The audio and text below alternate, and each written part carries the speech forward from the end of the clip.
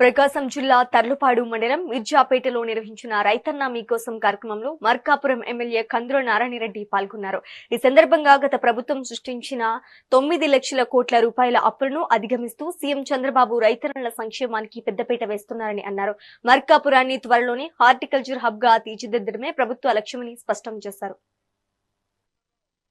Drip irrigation ఇదే అధికారులు ఉన్నారు. ఎంతమందికి ఇచ్చారా ఈ ఊర్లో? టోటల్ కోచ్ చేశారు. ఈ ఊర్లో ఎంతమందికి ఇచ్చారు డ్రిప్ ఇరిగేషన్?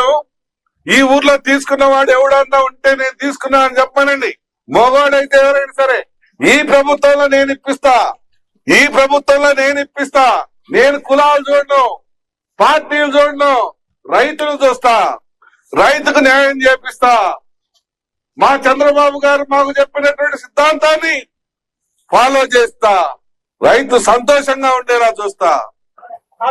మీరు ఆ రకంగా పనిచేసి ఆ రకంగా పనిచేపించి ప్రజల మన్ననలు పొందాలి గాని ఏమి చేయకుండా కులాల మధ్యన చిచ్చు పెట్టి లబ్ధి పొందాలని ఎంతకాలం చూస్తారయ్యా? ఇకనైనా మారరా? మీ పిల్లలు చదువుకున్న వాళ్ళు లేరా? మీ పిల్లలు చదువుకున్న వాళ్ళు కూడా ఆలోచన చేయరా?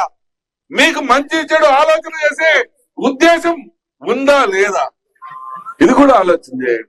5 ఏళ్లలో డ్రిప్ ఇరిగేషన్ ఇదే